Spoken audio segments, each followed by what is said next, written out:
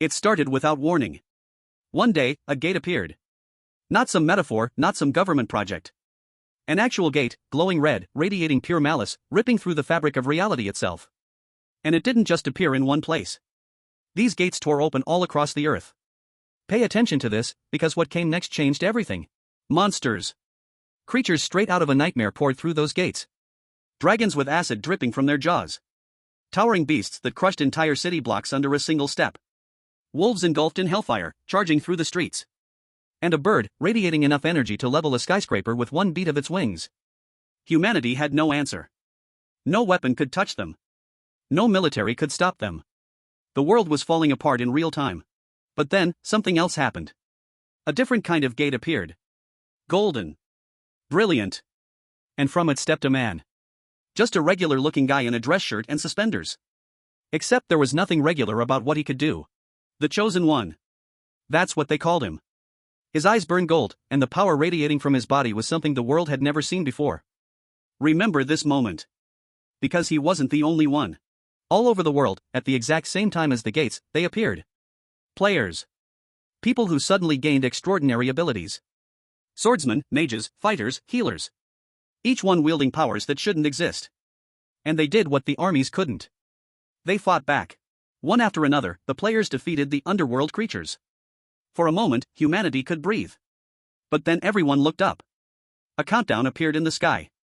Day 53. Ticking down. The exact same kind of countdown that had appeared before the gates opened. And when it finally hit 0, the sky cracked open. Destruction rained from above. Massive chunks of another world tearing through the atmosphere. The question on everyone's mind was simple. Is this the end? But the strongest guild in the world, Skyclock, stepped forward. Their leader spoke with absolute confidence. We will put an end to it. Rest assured. But confidence means nothing when the underworld creatures come back even stronger. A massive dragon burst through the chaos, and the streets erupted into panic. People screaming, running, begging for someone, anyone, to save them. Here is where it gets interesting. I am Ariake Subaru. Also one of those players. I stood on that railing, watching the beast tear through the city below me. The heat from its body warped the air around it. Most people would run. But I've never been most people. I pulled my cloak tight, and I said one word. Hey, for me, if there's anything that sets me apart from other players, it's not my rank. See, players get ranked. Copper. Silver. Gold. But my rank? It goes beyond all of that. Way beyond. The system classified me at a level most people didn't even know existed. A prismatic, rainbow tier. The highest there is. I launched myself off the rooftop. Rainbow light exploded around me as I channeled everything I had into a single strike. A beam of crimson energy shot from my hand, zigzagging through the creature's body like lightning, slicing it apart from the inside out. The beast didn't even have time to roar before it was done. I landed on the street below. The crowd stared at me in silence for a moment. Then the cheering started. Amazing, they shouted. People I'd never met, crying with relief, calling my name. I smiled. Not because I needed the praise. But because it meant they were safe. I flicked the blood from my fingers and leaped away before anyone could say another word. That's what we do as players. As the protectors of mankind, we close the gates. We fight the creatures that pour through them. And we level up. Getting stronger with every battle, every gate, every monster that falls. Because we have to. The world depends on it. Back at headquarters, the guild leaders laid it out plain. We must do this to stop the world from collapsing. No pressure, right? I looked around the room. Familiar faces. Strong players. But I could see it in their eyes. Even they were afraid. And not too long ago, I was treated like nothing. Like I didn't matter at all. I remember it clearly. The bruises on my face, the bandages around my head. A kid in a school uniform who nobody believed in. Who everyone looked down on. That version of me feels like a different person now. But he's the reason I fight so hard. Because I know what it feels like to be powerless. Now I stand before the gate. The biggest one yet, burning red against the horizon. Days filled with new life-threatening situations, they said. But that's exactly what I signed up for. Because somewhere beyond that gate is the answer to saving this world. And I'm the one who's going to find it. But trust me, you are not ready for what happens next. Right now, in front of me, a door has appeared. Not just any door. A prismatic, rainbow-colored door, pulsing with power that makes the air hum. The kind of door that could change my entire life. And I know, if I let this slip away, I will never get another chance. But I'm not the only one who sees it. People are screaming. Kill him. Don't let that insect get through. They want me dead before I can reach that door. And honestly, I don't blame them. A door like this appears once in a lifetime. But here is the thing they don't understand. This door appeared for the second time. The first time, someone stole it from me. And I swore I would never make the same mistake again. This time, the door is mine. Even if I die, I won't give it up for anyone. Because I have to take it all back. Everything that was supposed to be mine. But to understand why this moment matters so much, you need to know what happened before. What I lost. And who took it from me. 5 years ago, the gates of another world appeared across the globe. Monsters poured through, and humanity was helpless. But then players emerged, people with supernatural abilities, and they became the admiration of all mankind. The strongest among them? Hirasaka Renji. Japan's first gold-ranked player. I watched his interview on TV from my apartment, sitting on the floor, barely able to afford the couch I was leaning against. And a thought burned in my chest. If I could get through a door like that, I could become one too. And then it happened. A golden door appeared right in front of me and my so-called friend. I found it first. It was mine. But he shoved me aside and walked through it before I could move. And when he came back out, he had fire powers. Gold rank abilities. He looked at me with those glowing eyes and said, "Sorry, Subaru." That was the last time he ever apologized. Because from that moment, he became a hero. And I became nothing. At school, I was the bottom. Physical tests, combat drills, skill assessments. 10 points. That's all I scored. Meanwhile, the guy who stole my door was out there leveling entire buildings with a punch. Gold ranks are crazy, the other students whispered while they watched him train. And me? I was the kid who couldn't even pass a basic fitness test. The insect. That's what they called me. The gates opened in Koto City, Sujinami City, Shinagawa. Monsters everywhere. Players were needed. And I was still sitting in my room, studying, hoping that maybe if I tried hard enough, I could still become something. But then the knocking started.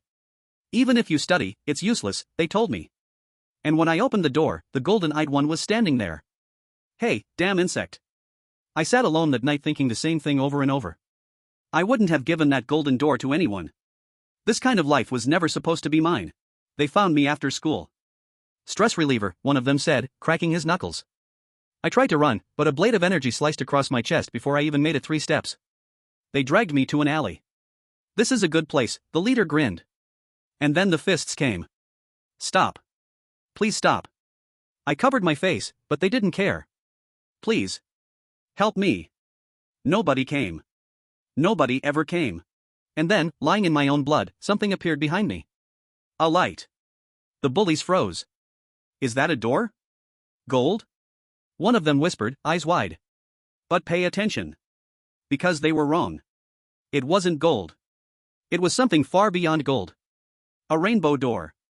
The rarest kind in existence. And it appeared right there, in that alley, in front of the most pathetic person in the world. If I could start my life all over again. The bullies lunged.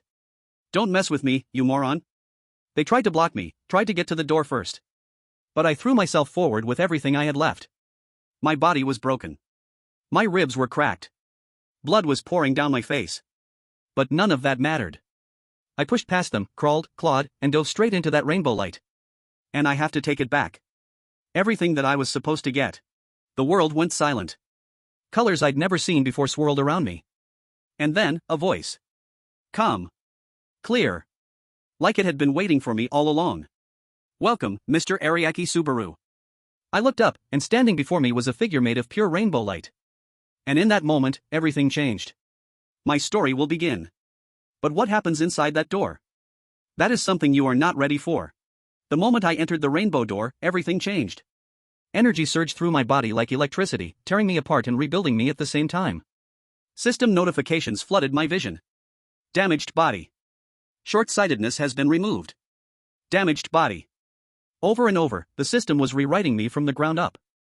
Every bruise from the beating, every scar from years of abuse, all of it being erased. The system was updating. And I was the one being updated. When the light faded, I found myself in a massive room. An arena, almost. And sitting across from me was a figure. The owner of the rainbow door.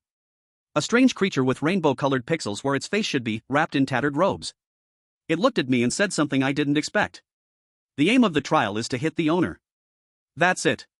One hit. Land a single blow on this thing, and the trial is complete. Sounds simple, right? Pay attention, because it's not. The owner looked down at me with something between pity and disgust. Your body should be healed perfectly by now. Is your brain broken? I stuttered out a response. No, I'm probably alright. It tossed something toward me.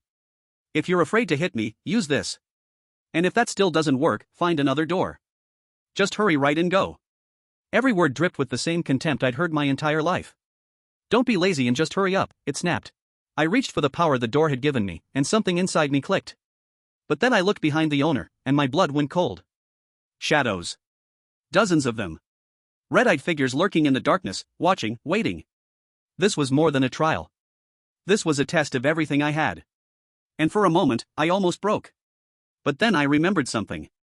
The way everyone with power treated me. The way they used it to crush people beneath them, and something inside me snapped. You think you're allowed to do anything as long as you have power? I screamed it so loud the walls shook. Even though that should be natural. Why can't anyone understand me? Every beating, every insult, every time someone called me an insect. It all came pouring out. Not as weakness. As rage. I charged. The owner's eyes went wide. It wasn't expecting this. Nobody ever expected anything from me. My fist connected with its face, and rainbow lightning exploded on impact. One hit. That's all I needed. I'll just take it myself, I whispered through gritted teeth. The owner stumbled back and then it started laughing. Kakaka. A laugh that echoed through the entire chamber. Like I'd just told the best joke it had ever heard. The floor beneath me shattered, and I fell. Down through an endless void of color and light, screaming the entire way. And then, just like that, I was back. The real world. The alley. The same place where I was beaten half to death.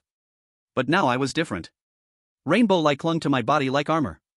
The bullies were frozen in place. He came back alive, one of them whispered.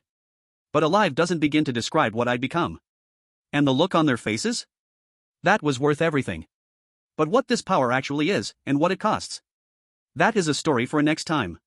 The rainbow light faded, and I was back in the alley. But everything felt different. My body was lighter. Faster. The bullies were still standing there, but the second I moved, their jaws dropped. I crossed the distance between us in a blink. One of them stumbled backwards screaming. Tom? The other one shouted. But Tom wasn't answering. He was too busy trying to figure out how the insect just vanished from his line of sight. My brain was racing. This guy is also a player, so his movements should be faster than an average person's. I was analyzing them now. Not cowering, not running. Analyzing. I grabbed the closest one by the collar and threw him like he weighed nothing. And here is the thing that surprised me most. I wasn't even trying hard. One of them punched me right in the face. Full force. The kind of hit that used to leave me on the floor for hours. But this time? Nothing. Is this the reason why that punch didn't hurt? The rainbow door hadn't just healed my body. It had upgraded it. The bully's eyes went wide with rage. An explosion of fire erupted around him as he unleashed his full power. Dust and smoke filled the alley. I dodged everything. Slashes, energy blasts, wild swings with a metal pipe. All of it sailed past me like I was watching in slow motion. The leader swung at me with a blade and I caught it with my bare hand. Why are you still standing? He screamed. I looked him dead in the eye. Shut up. 2 words. That's all I said. And for the first time in my life, someone actually listened. And then the rainbow power surged. I didn't call for it. It just came. Colors exploded from my fist as I drove it straight into the leader's face. The impact sent him flying into the wall so hard it cracked. But I didn't stop. Something dark had taken over. The shadows from the trial, the rage from years of abuse, all of it flooding through me at once. One of them screamed for help. But nobody was coming. Not for them. Not this time. When the dust settled, I was sitting on top of one of them, breathing hard, rainbow energy still crackling across my skin. It's over? I whispered to myself. My hands were shaking. Not from fear. From the realization that I could have killed them. I looked around the destroyed alley and thought one thing. What do I do with this? This power. This responsibility. I had no idea. Footsteps echoed behind me. A man in a dark suit stepped into the alley, his presence commanding even before he spoke. There are no signs of any underworld creatures around this area. He wasn't talking to me. He was reporting to someone. And then I saw it. A figure in golden armor so brilliant it made the shadows flee. Ludwig. That name carried weight I didn't yet understand. But pay attention to it. Because you're going to hear it again. A system notification flickered in front of my eyes. Numbers. A countdown. 48 to 1. I didn't know what it meant yet. But something told me the rainbow door wasn't done with me. Not even close. Whatever this power is, it came with a price. And I have a feeling the bill is about to come due. But that? That is what happens next chapter. The bald man stared at me with eyes full of murder. Damn Subaru. That's all he said. And the way he said it told me everything I needed to know. The bullies had talked. Word was spreading about what happened in that alley. About the insect who suddenly had power. I moved before he could finish his thought, and this time, I wasn't running away. I was running straight at him.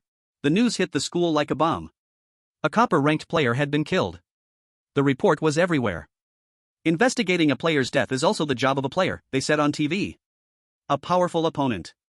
There's a high possibility a gold rank player will come out. Pay attention to that.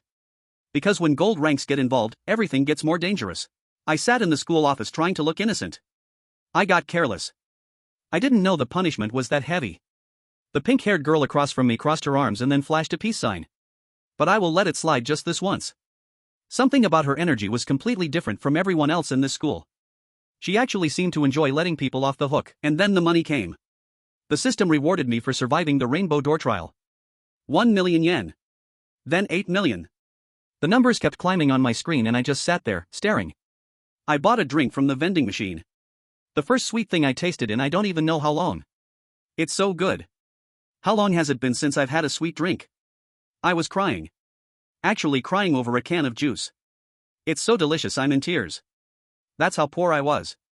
That's how far I'd fallen. But the peace didn't last. A man with a shaved head and dark flames rolling off his body appeared. He moved through the city like a predator hunting prey. And he wasn't alone. A blue-haired swordsman with ice cold as ice walked alongside him. These weren't bullies. These were killers. And somehow, they were connected to the dead copper player. The attack came out of nowhere. Something tore through the street like a blade, slicing through a parked car like it was made of paper. I grabbed the girl next to me. Get away quickly! I screamed. She looked at me with wide eyes. She had no idea what was happening. But I did. Because the killing intent was aimed directly at me. The dark-suited figure stood in the middle of the destroyed street, surveying the damage like it was nothing. I can't believe it. That's what he said. Not about the destruction. About me. About the fact that someone had survived his attack. He was looking for the rainbow door player. And he'd just found him. Something inside me erupted. The rainbow power I'd been trying to understand since the trial broke free on its own. Colors I couldn't name exploded around me. Blue, yellow, green, magenta, all swirling into a storm of pure energy. My eyes changed. One gold. One purple. I could feel every cell in my body vibrating with power that shouldn't exist. And the look on their faces when they saw what I'd become. Pure terror. But controlling this power? That's a whole different problem. And it starts next chapter. After everything that happened, you'd think life would slow down. But no. I was stuck in traffic, staring out the window at a city that had no idea what I'd just been through. What's with this traffic jam? It's not moving at all. Normal problems. The kind of problems people without rainbow powers worry about. But I wasn't normal anymore. And the owner was about to remind me of that. The owner of the rainbow door appeared again, like a ghost that refuses to leave. It explained my new ability. Blood meld. A skill that transforms your own blood and materializes it freely. You can shape it, harden it, turn it into anything you can imagine. But here is the catch. If you get carried away and use it too much, it'll dry up in no time. In other words, every attack costs me my own life force. The more powerful the weapon, the more blood I spend. Remember that. Because this limitation is going to matter. Training started immediately. I was dodging attacks that could split a building in half. That was close. Way too close. But my reflexes were sharper now. I could feel the power flowing through me, and I started to use it. Blood weapons formed in my hands, red and solid as steel. The system even showed me my stats. HP, MP, all of it laid out like a video game. Except this game kills you if you lose. And then I fought Taiga. A red-haired brawler with a grin that never left his face, no matter how hard you hit him. He was strong. Terrifyingly strong. Every blow I landed just made him laugh. I still can't beat Taiga. Not yet. But the gap was closing. Every session, every fight, I got a little bit faster, a little bit harder to put down. And he knew it. The trick with blood meld isn't just raw power. It's imagination. The owner told me I could shape my blood into anything. So I started experimenting. What I imagined was unbreakable gum. Not a sword, not a spear. Gum. Sticky, elastic, impossible to cut. The kind of thing nobody would expect in a fight. My HP dropped every time I used it, but the results were worth it. Creativity beats brute force. Remember that. Ludwig set up the next test. Jump between buildings. 8. 9. 10. I was counting floors as I launched myself between skyscrapers like gravity was optional. Ludwig watched from below in his golden armor, timing me, measuring my growth. And then I showed him something new. A massive wave of blood energy that consumed everything in its path. Ludwig's eyes went wide behind his helmet. No way, he whispered. He didn't think I had that kind of output. Neither did I. That night, I sat alone in my tiny apartment, surrounded by books and study notes. The same room where I used to cry myself to sleep. The same desk where I used to wonder if anyone would even notice if I disappeared. I don't want to go back to that life anymore. The bruised, broken version of me stared back from my memory. That boy who begged for help in that alley. He was still in there, somewhere. And he was the reason I kept pushing. Blood meld. A skill powered by my own life. A power that grows stronger the more creative I get. And a countdown that never stops ticking. The rainbow door gave me everything I ever wanted. But the question remains. What does it want in return? The answer to that is coming. And when it arrives, nothing will ever be the same.